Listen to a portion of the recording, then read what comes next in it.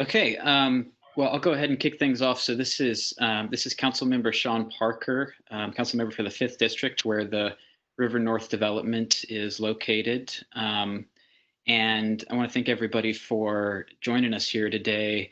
You know, this is a development that has kind of a long history across, I believe, 4 mayors and now two council members in this area. So I think there's been a lot of discussion in the past about it, but I did want to give an opportunity for Don Allen and the rest of the team to kind of present a little bit about their vision and give us kind of a status update about this project and kind of where they're at. So I can go ahead and kick it over to Don, if you'd like that, Mr. Allen. Sure. Thank you, Councilmember Parker. Please call me Don. Call me Don. I appreciate you arranging this. It's very unfortunate that this meeting can't be done in person, but I do look forward to having many opportunities to get together with you and the community in the future. So again, I'm Don Allen, and my company is Monroe Investment Partners, and we have been investing in Nashville since 2000. And most notably, we've assembled approximately 100 acres on the East Bank in an area now known as River North. And we've been working to prepare the land for reuse so that we can attract developers of office, retail, residential, and hotel properties. River North, by virtue of its design and its location, is intended to increase linkages between surrounding neighborhoods, provide bike and walk to work opportunities, and give people a reason to go to the riverfront and the access to do so. You'll see in this aerial that River North is bounded by Jefferson to the south, the river to the west, and the interstate to the east, and then to the north as it curves across the Cumberland. Depending on where you're standing in River North, you're about a mile to a mile and a half from downtown. Now, other cities like Cincinnati and Pittsburgh have been quicker to embrace their riverfronts. In this case, I think we have a tremendous opportunity to add housing supply without displacing any existing residents and make a significant, significant stretch of the riverfront available for public enjoyment. I'm guessing that before Topgolf, unless you worked in this area, you probably thought of this area primarily as a traffic cut-through. So in order to be good custodians of such a large piece of the city's riverfront, we've been engaging with various departments within the city since 2007. And to make sure that our thinking was Nashville-centric, we've been working with local firms, Civil Site Design Group and Hastings Architecture since 2014. These collaborations have resulted in a focus on connectivity by facilitating access to the riverfront as well as across the river. We'll be donating land for nearly a mile-long riverfront greenway, and the pedestrian bridge will provide important bike and pedestrian connections for the greenway system on both sides of the Cumberland.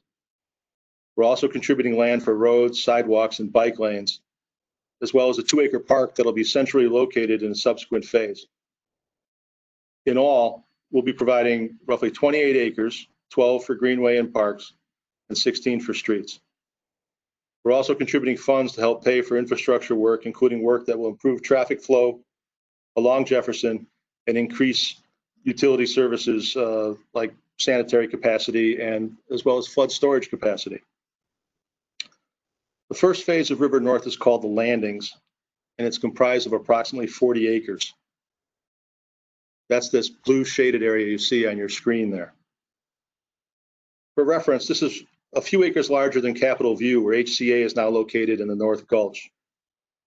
Of the 40 acres, roughly 25 acres are available for development. And of that, we have sold roughly half to a venture between Creek Lane Capital and MRP Realty. Full build out of this area, the Landings, could take more than 12 years. But please note that this development has not displaced any residents or even any businesses. One of the former owner occupants closed its doors and the other consolidated operations into another location. So just within this first phase, we're contributing 5.5 acres for roads, 4 acres for the greenway, and over $7 million in cash towards the infrastructure. So River North is now ready for this important first step in its decades-long journey And this first step will be taken by Creek Lane Capital and MRP Realty. And they are uniquely qualified to inaugurate this very important piece of Nashville's riverfront. The venture acquired 5 sites along the riverfront from us, which they plan to develop in 2 phases. The first phase will include 2 apartment buildings and the redevelopment of an existing industrial building along the river.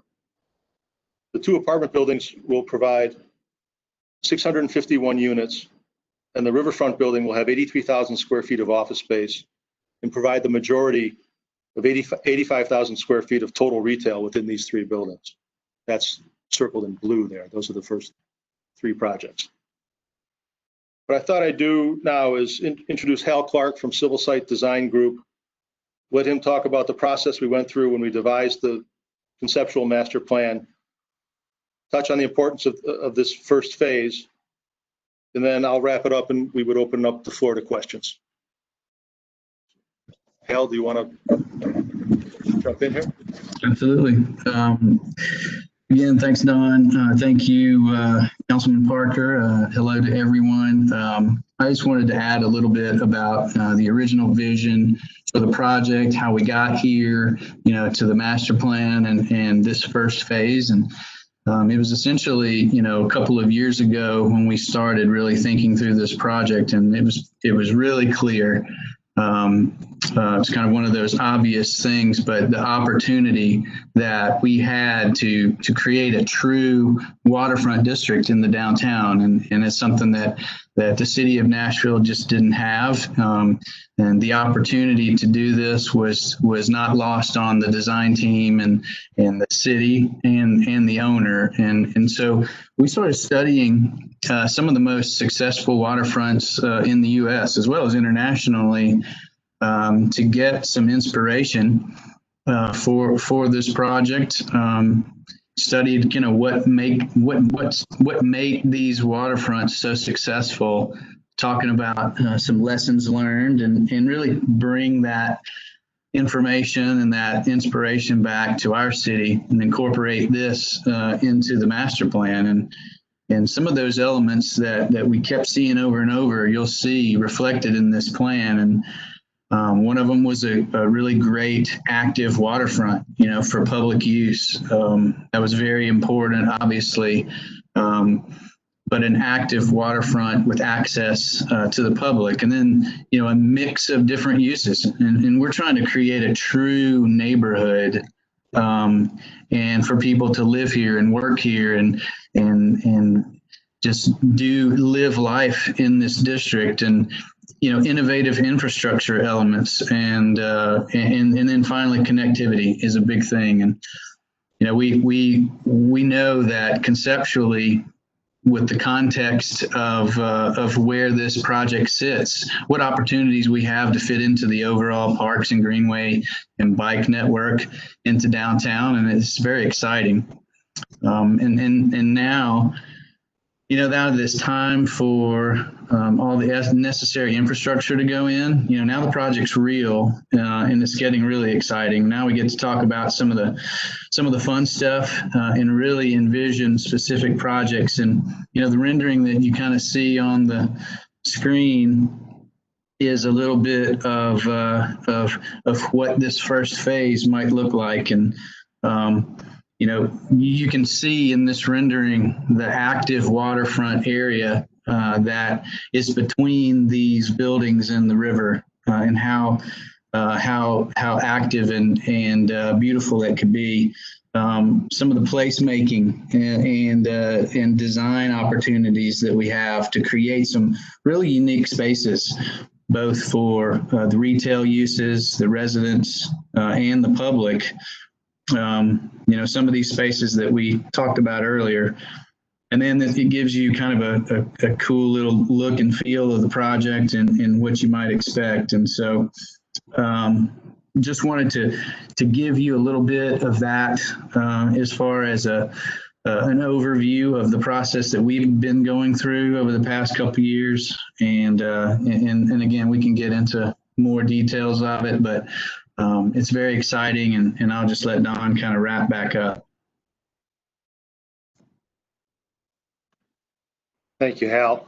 I'll I'll just add that to date, Nashville has shown tremendous support for River North, having approved zoning changes and appropriating funds for infrastructure improvements through more than a dozen successful city council meetings. Over time, we anticipate creating 2 or 3 additional phases like the landings. Achieving full build out could take 2 generations or more, but we've been partnering with the city for a very long time, and it's my fervent belief that only through continuing this partnership can River North become a truly great riverfront community where Nashvillians want to work, have fun, and live. And I hope this is just the first of many meetings that we have, and we'll stay in touch and hear from the community as we move forward. And I appreciate everyone taking the time to join. And at this point, why don't we open it up to questions?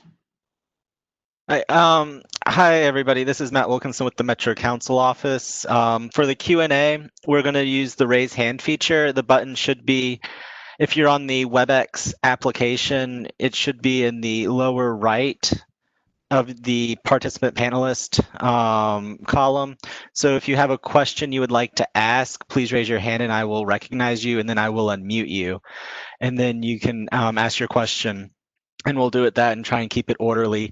If you're not asking a question, I ask that you please keep it yourself muted to prevent feedback. So with that, let's open up for questions. Raise your hand if you'd like to be recognized. Matt, can I just jump in here? The people that are only in the attendee column, do they have access to that raise hand function? So what we're going to do on the attendee, we'll run through it. I've been moving people over as I've seen them. On the attendees, what I can do is a lot of them are call-in users and they do not. What I will do is once we get through the raised hands, I will run through the list of the people in the attendees that can't raise their hand and other call-ins to make sure that everybody has a chance to ask a question if they'd like. Okay, well, also, I'll be keeping an eye on my email inbox, and if anyone has a question, just send it to sean.parker@nashville.gov, and we'll try to get to it. But I do want to note that we're shooting to wrap up around 7:30. So with that, let's move on to questions. Thank y'all. Great. Let's see. The first hand I see is Brian. Brian, you're now unmuted. Yeah, thank you. I was just curious what the sort of estimated time frame is for connections over the interstate from McFerrin Park to River North.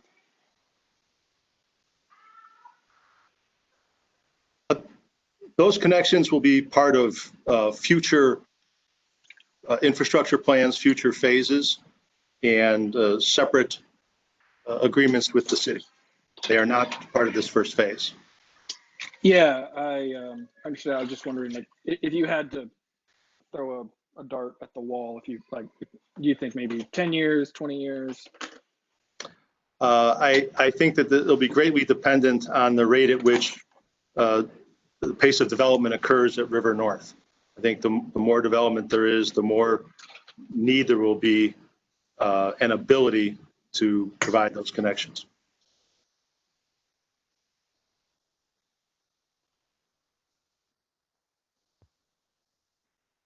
Great. So moving on, the next person is Ed Branding. Ed Branding, you're now unmuted. I think I may be asking the same question, but there was the idea of drilling Grace Street underneath the interstate to connect, and curious as to the funding of that and the timing of that. And so that may be the question that was just asked, but that was the one that was on my mind. It is, I think, essentially the same question. Again, look, we've created a conceptual master plan and suggested all kinds of connectivity and linkages.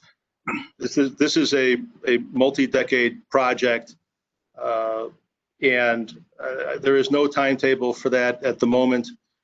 Again, our focus in phase one is the first 40 acres, the riverfront park, and setting the table for the pedestrian bridge over the Cumberland. These other connections. Look, it's important when you're doing something like this to have an idea of the total roadmap so that everything you do is consistent with the vision. But these connections, there is no timetable at the moment. I do believe that the more development that occurs, the more ability the city will have to advance these other initiatives. Thank you. The next person is Gia Ortega Patel. Gia, you're now unmuted. Hello. I just moved here from New York. Very excited to be in Nashville. And I'm just wondering if I worked here in River North, would I be able to take a bus to work? Gia, I'm sorry, I really couldn't hear the question. Oh, sorry. Can you hear me now? Yes, a little better. Okay. If I lived here, would I be able to take the bus to work? What is the public transportation option? Yeah, I think you asked if you lived here, would you be able to take the bus to work? Yep. Yes. So the roads and the infrastructure have been designed to contemplate future transit options and bus routes. They are not in place at the moment, but we have made it possible for that to happen. Thank you.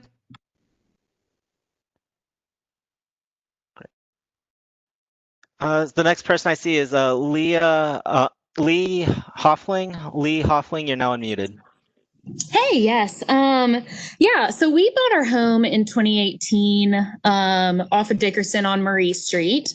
And so we were super excited. And one huge reason we bought our home was because of hearing about River North and obviously what it's bringing to the area. But recently, we have been worried about River North kind of turning into an extension of Broadway. And obviously, we are about tourism. But at the same time, an extension of Broadway doesn't fit the East Nashville character we have in 37207, our zip code. So my question is,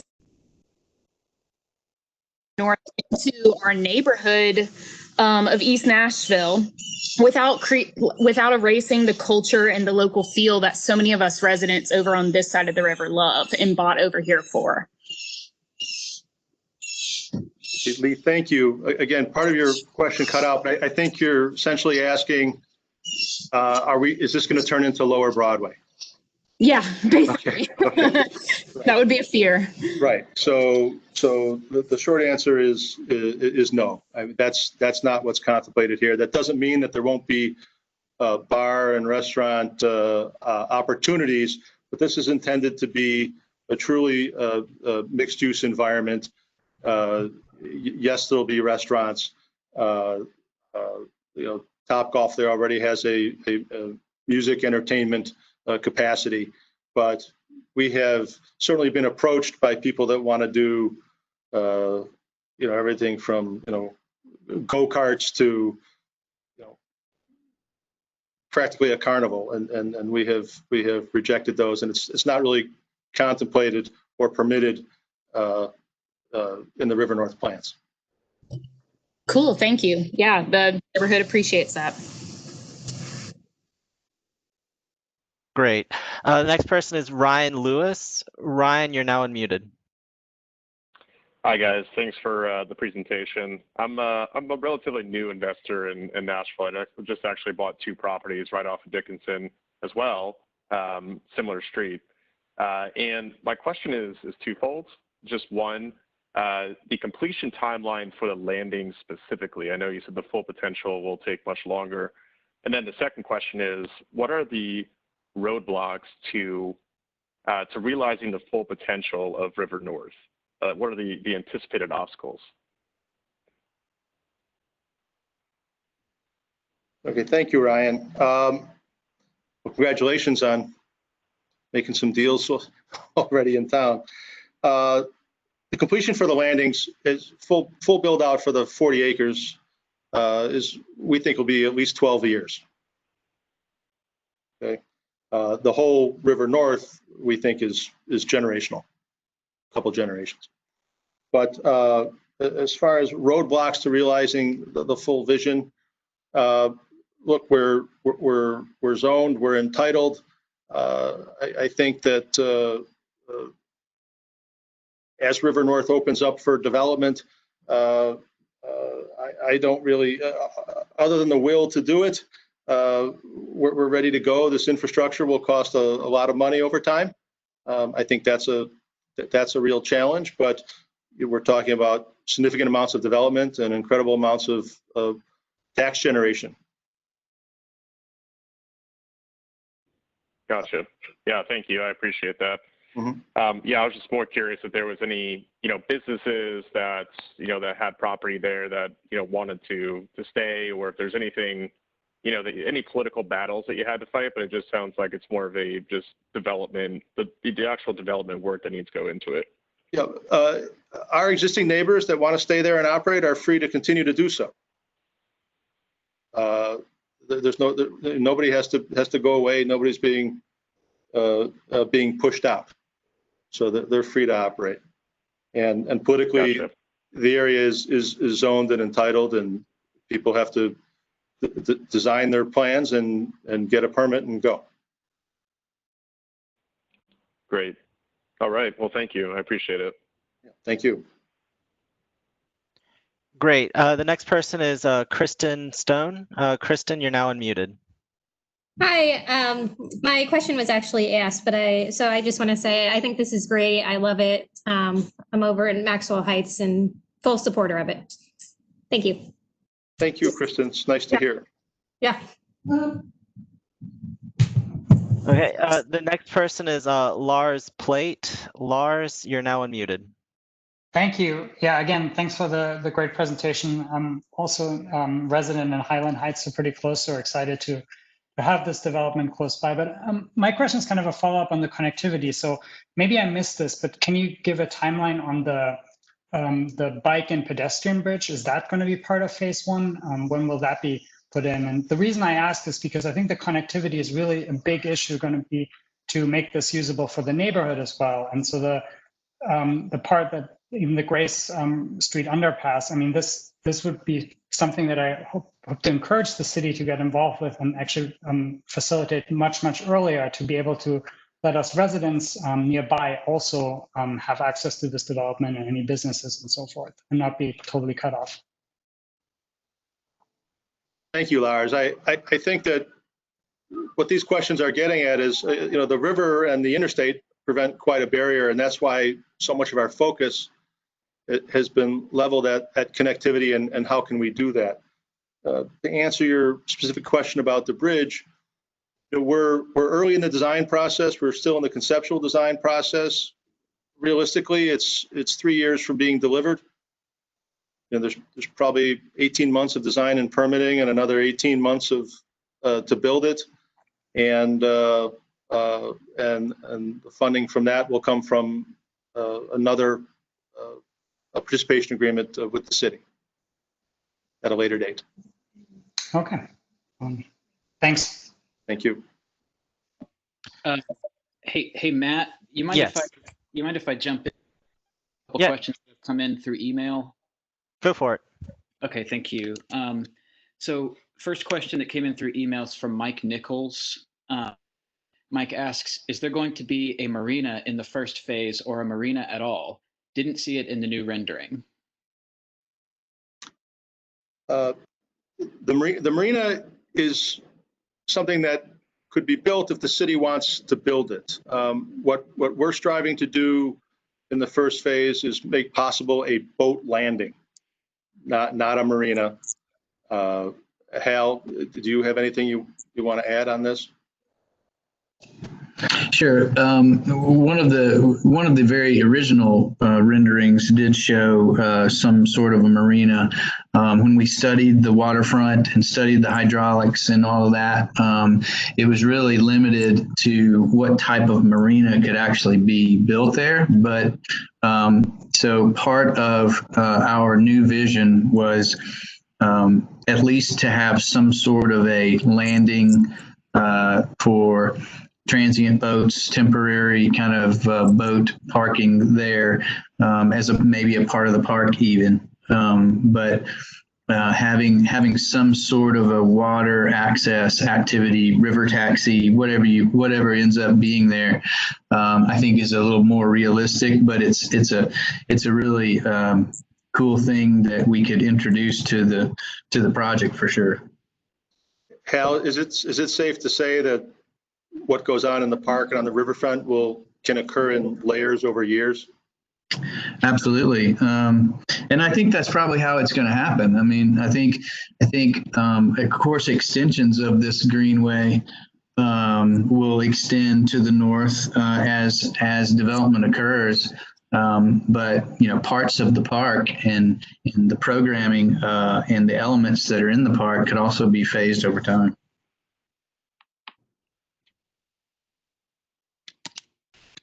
Okay, great. Thank you all. So I've got two more from call-ins, if we can get to them. From Martha Carroll. Martha asks, will there be a variety of housing options to provide opportunity with a variety of incomes to live in River North? Many of us would like to see options for all residents to be able to afford a place to live here in East Nashville. Okay, thank you, Martha. You're touching on something that's very important. Again, we're building streets and providing land for parks. We are very supportive of inclusionary housing. This first round of infrastructure alone will provide opportunities, and we look forward to having River North evolve as a true mixed income, diverse, and mixed use urban community. Okay, thank you, Don. And the last one I've got for now from attendee, this one's from Felix.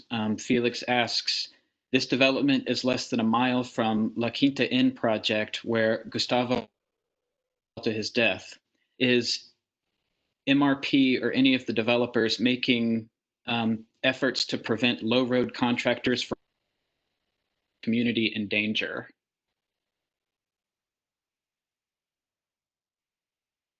Well, I can speak for what we're doing. First off, MRP and Creek Lane Capital are very experienced veteran developers. They've developed on riverfronts before. They're one of the largest, most active developers in the DC area as well, and they're have close ties to a sophisticated and experienced contracting company. So I'm highly confident that the latest and most modern and all safety precautions will be made. And for our part on the road building, we're working with civil constructors, which is a very strong and local contracting firm of great reputation. So I'm very confident that all appropriate safety measures will be in place. And that's all I've got from attendee questions. So Matt, if you would return to the raised hand queue, please. Great. And I think as of right now, we have about 3 more that haven't spoken yet that have their hands raised. If your hands are still raised and you've already had your questions answered, I'd ask that you please take them down. Up next is Scott Morton. Scott, you're now unmuted. Thank you. Thank you all for the presentation this evening. I just had a few brief questions to follow up on a few things. One, could you please restate the developer that's intended for the phase 1 for the landings? I missed that part. So the group that we sold 5 parcels to along the riverfront is a venture between Creek Lane Capital and MRP Realty. Okay. And then the phase 1 of the landings, as far as my understanding is, I heard there's a 12-year build out for the entire 40 acres, but is there an anticipated groundbreaking for the first project within the development of 40 acres? Oh yes, they would start in the spring, and they deliver roughly 24 months later. Okay. So and then, thank you. My last question is just a follow-up to the pedestrian bridge comment. I think it's a very exciting capital project for Nashville, especially at that location there, where there's a huge gap in connectivity between North Nashville and East. I know that that's a massive project, but are there currently any capital funds allocated to the project, or is that something that's going to have to be fully negotiated at a later date? This would be subject to a future participation agreement with the city. At the present contemplation is that the city would provide the first 10 million in funds for the bridge, and we would provide the balance. Gotcha. Great. Thank you very much. Great. The next person in the queue is Richard Hamilton. Richard, you're now unmuted. Hey, I just wanted to say that I think it's great that there's finally going to be a development with residential space that will not be Airbnbs. So I think that's a huge plus. I also was going to ask about the bridge and maybe the timeline and also the green space. I know y'all mentioned that there would be a lot of greenways and there's a lot of parks already in East Nashville. So would there be like playgrounds and stuff for maybe my nephew or something? Or what do you guys plan to do with all the green space? So, Richard, I'll answer, and then I'll give Hal a chance to speak on this as well. But the greenway will have, bike and jogging paths, and there may be some stations to rest. I think as far as parks, the future park in the center of Nashville, center of River North, is probably more likely to have playgrounds and things. But again, providing open space is something that's encouraged and rewarded under the design overlay that we have for River North. So if developers want to do that on their parcel, they're rewarded with additional height bonuses for doing so. So we're definitely incentivizing as much green space as possible. But Hal, do you want to describe the greenway a little bit, at least in this first phase? Yeah, so the greenway that will extend the entire length of the riverfront of River North will probably take on several different identities along the way, but the consistent part of it will be a multi-use path that people can use. And along the way, there'll probably be nodes of activity. What those actually are, we really don't know yet. We're working through some of those things with Metro Parks, and we'll get into that phase of design, when the rest of this infrastructure kind of gets done and starts getting built. But I think there's opportunities for different activities and different elements. This first phase of the park is probably it's where the center of activity probably will be. I mean, this is going to be at least one of them, the initial one anyway. And so I think we're going to start looking at the different components of the park and greenway, hopefully really soon.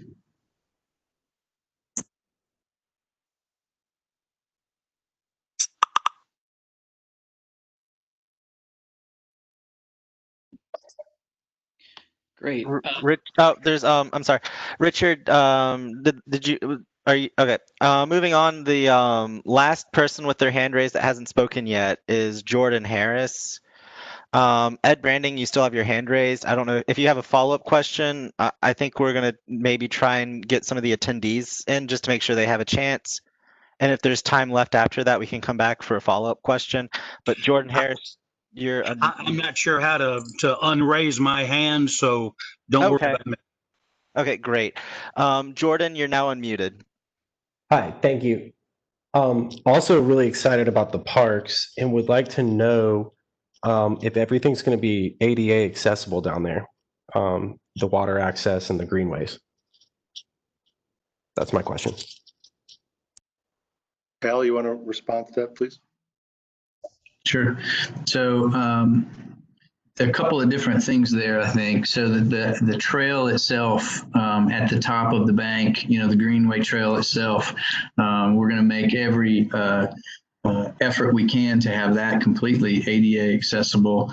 The tricky part of having access down to the water right now is it's a pretty steep slope, as you can imagine, and the elevation difference is fluctuates so much that we're looking into how to do that. In other words, if we had a boat launch or a landing there, we're working through right now how to make that as ADA accessible as we possibly can. The waterfronts all over the country struggle with the same thing, especially when you have potential floating docks and fluctuations of water levels. But it's something absolutely that we're passionate about and we're committed to. We just have to figure out exactly how to do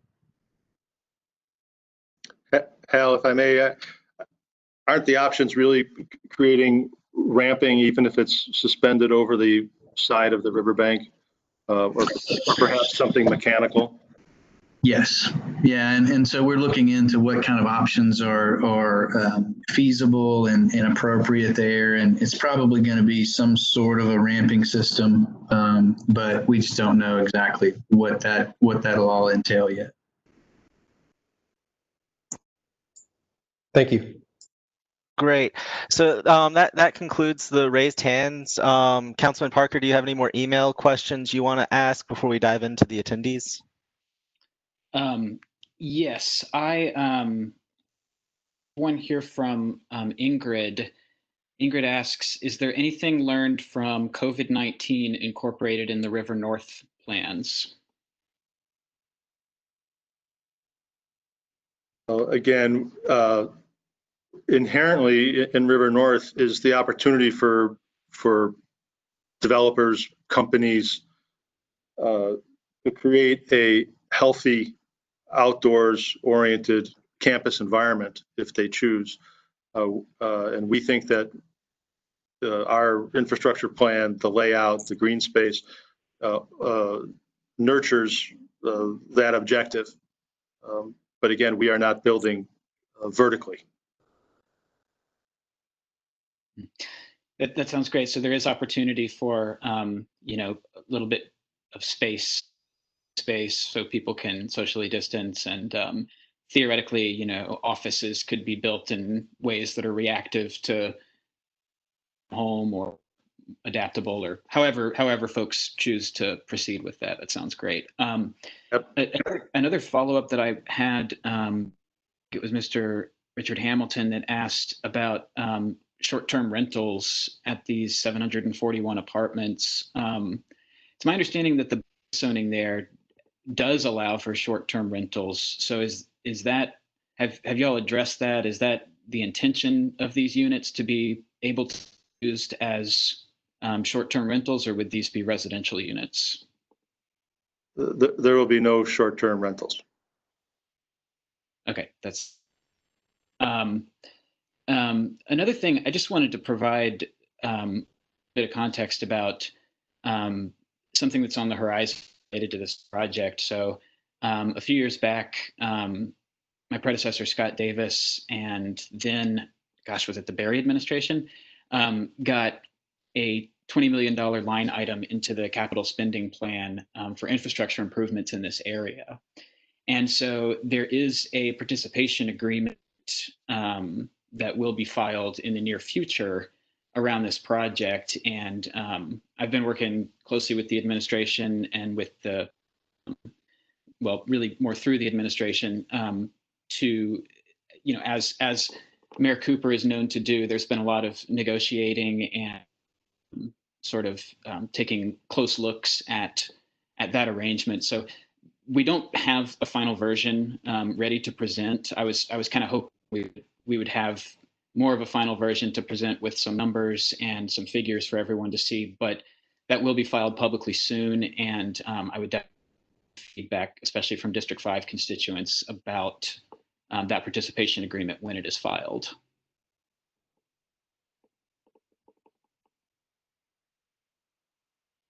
let's see, do we have any other follow-up questions? I don't have anything else in my texts or my email. So Matt, do you have anybody else we can I don't see any more hands raised. I can I'm going to run through the attendee list since they can't raise their hand. And I'm going to start off with the ones that are named, and then after that, I can start running down through the call-in users. And on the call-in users, I only see a number, so I'm going to have to read off the first bit of your phone number to identify you by for that. Does that make sense, Councilman Parker? That sounds good. Thank you. Okay, great. So the first person in the attendee list that I'm going to unmute to see if you have any questions is Adam Volrath. Adam, you're now unmuted. No, I'm good, thanks. Great. Let's see.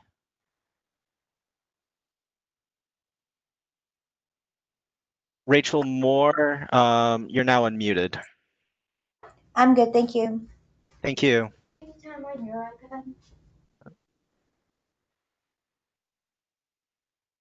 Woody Muckler, you're now unmuted. The only question I can think of really is maybe how many floors, how many stories do you envision the first buildings to be? Between 5 and 6 stories. The riverfront building the industrial building that's being repurposed will mostly be 1 story. A portion of it to the southern end will be 2 or 3 stories. So the scale at the riverfront will be very modest. Thank you. Great. So now we're going to move into the call-in users. I wish there was a naming system that we could use. Unfortunately, it is just with a number. You show up as call-in user number 11 and 1 to me, so I'm going to have to read off your phone number. So if you have the phone number starting off at 615, it went away, 615-438, you are now unmuted. No questions. Thank you. 615-414, you are now unmuted. No questions. Thank you. Thank you. 312-656, you are now unmuted.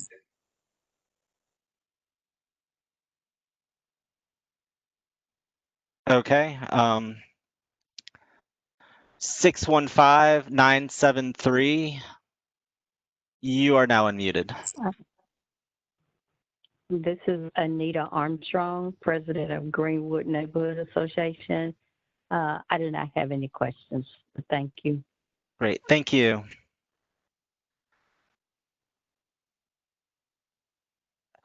Three 312-735, you are now unmuted. No questions. Great, thank you. And then the last one, 970-728, you are now unmuted.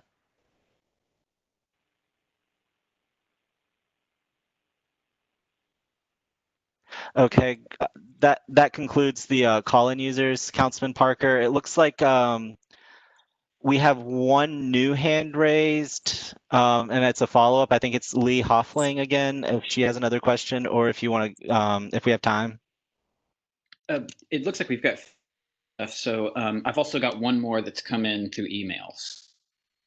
Or Great. you'd like, Matt? Why don't we do the email one first, and then we can start doing follow-up questions, and if we run out of time, at least we've known we got everybody. All right. Okay, great. So the question that came in through email is from Sarah Wells, and Sarah asks, I'm always looking for new bike trails. Will these trails or greenways allow for safe biking across the river and into nearby neighborhoods? This is a really exciting plan, and I'm looking forward to seeing it take place.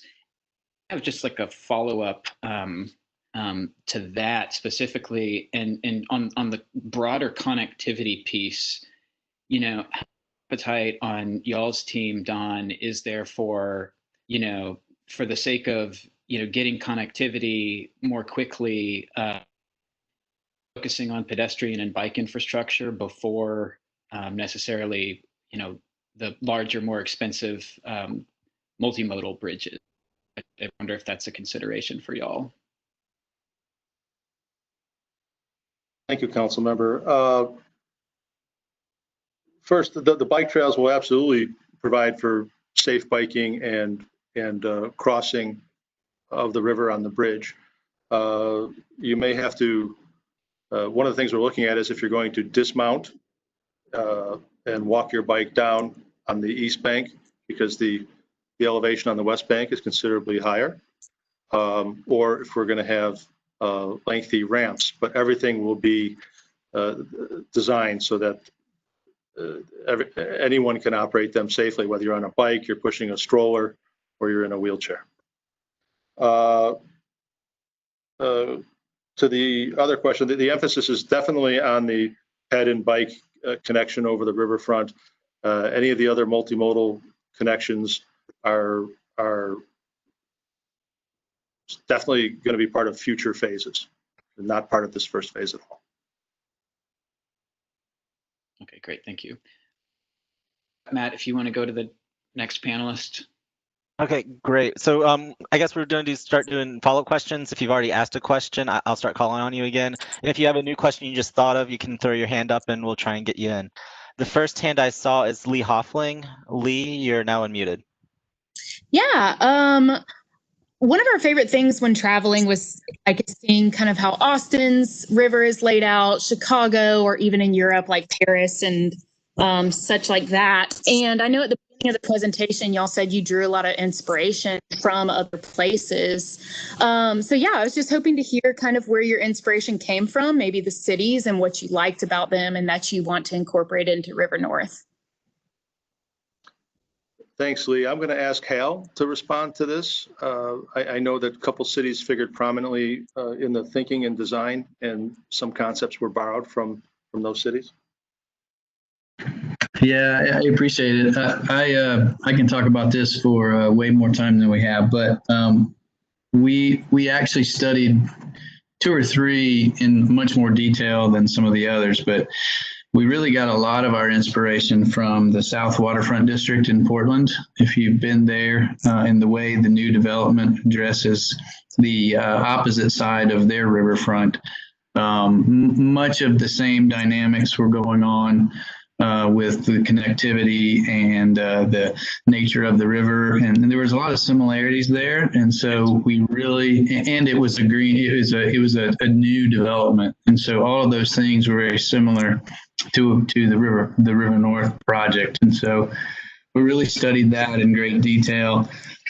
We love the Vancouver waterfront. There's so many areas in Vancouver that we looked at to gain some of the inspiration from how they interacted with the water and what kind of spaces fronted the waterfront. And so that was a big one. Of course, Chicago and Denver. There's a Denver project, the Riverfront Park project in Denver that is very similar to there in Lodo, which is very similar to some of the things that we had going on.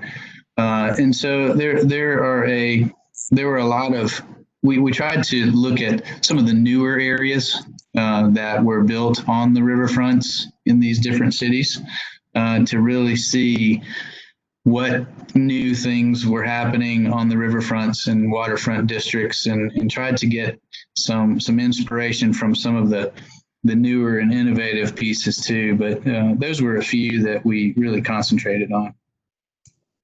Cool, that's awesome, thanks. Okay, great. The next person I see is Doug Phillips. Doug, you're now unmuted. Yeah, hi, sorry if you already covered.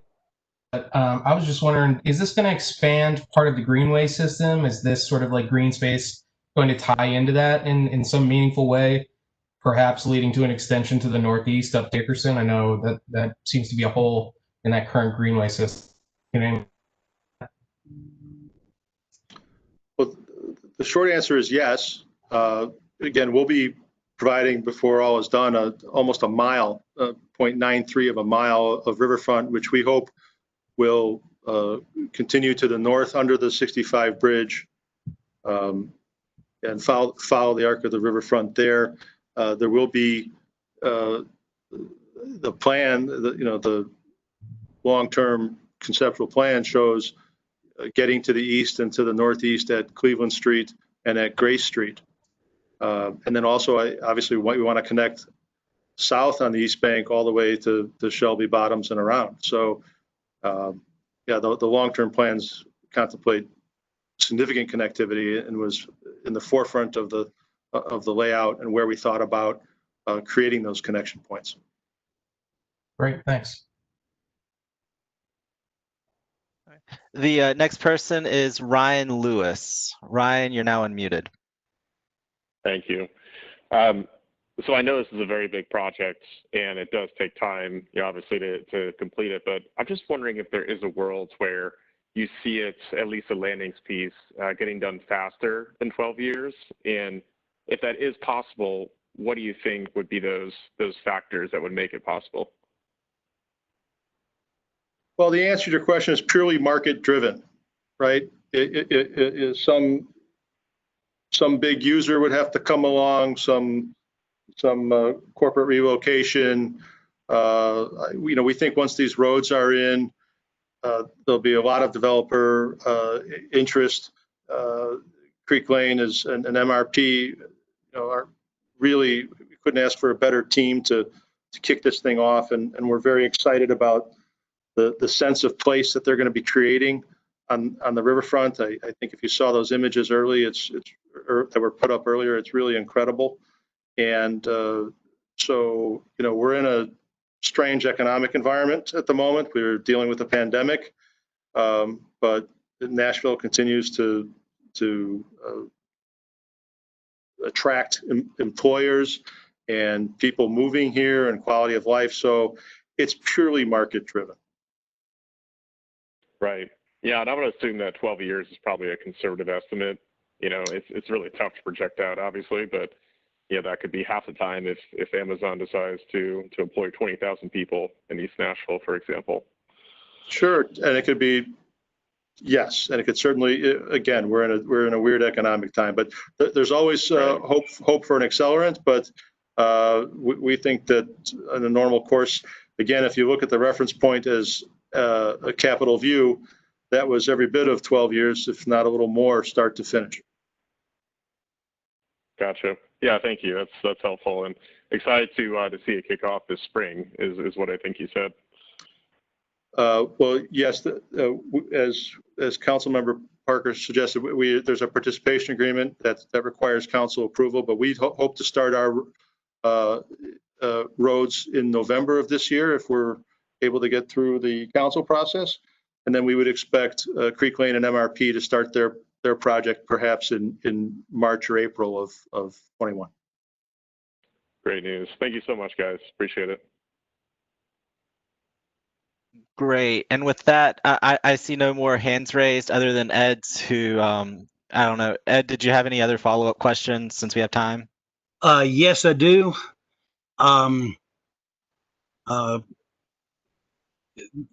reason I asked about Grace Street was that the article that I wrote for the Nashville Post a year and a half ago, I talked about connecting Dickerson and River North to help restaurants and so forth on the Dickerson corridor. So I just hope that you're able to do that to help that side of the interstate.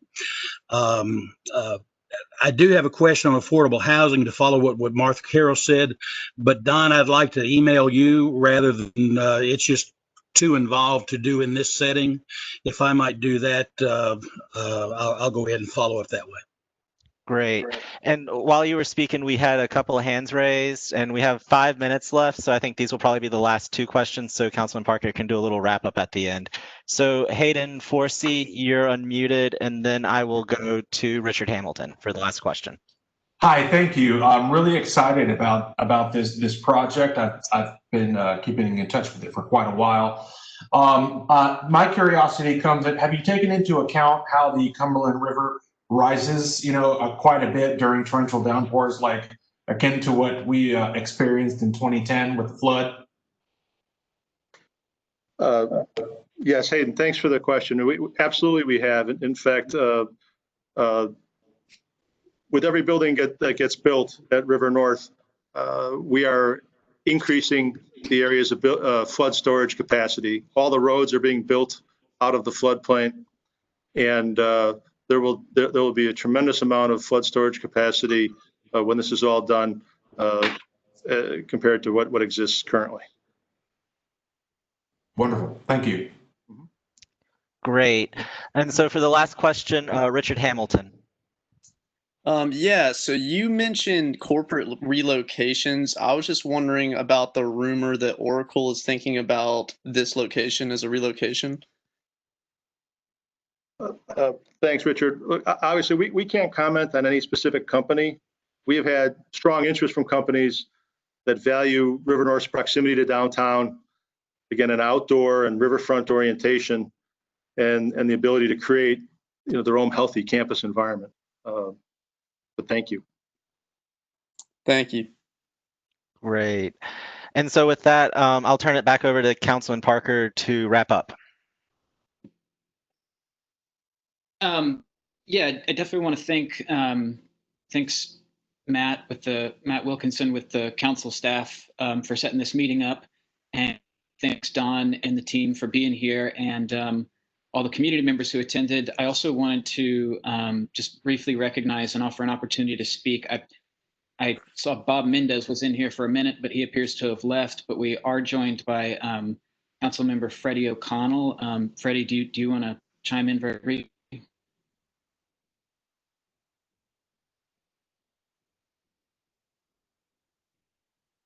He might have wandered away. Oh, here we go. I did earlier. I couldn't unmute. It seems like maybe I did now. Can you hear me, Sean? Yes. Okay, great.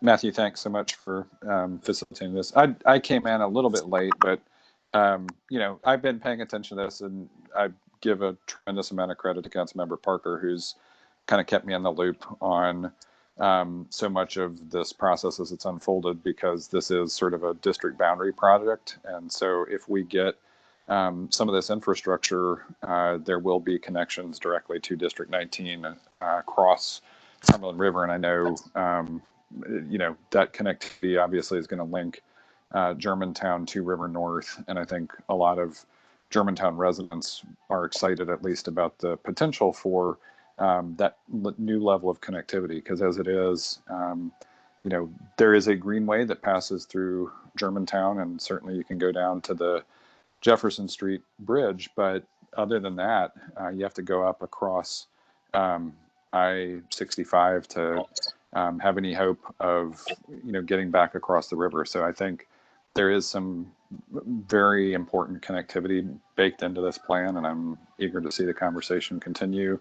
And I'm just kind of here to follow Councilmember Parker's lead. So just appreciate the opportunity to listen in a little bit tonight, and don't really have any key questions at this point. I feel like I'm just looking forward to seeing where Councilmember Parker and the community drive the conversation from here. All right. Well, and lastly, I wanted to recognize the president of the Nashville CLC, Central Labor Council, Vonda McDaniel, is here. Vonda, if you'd just like to say hello, you don't have to comment on the project or anything if you don't like, but it's just an honor to have you here with us.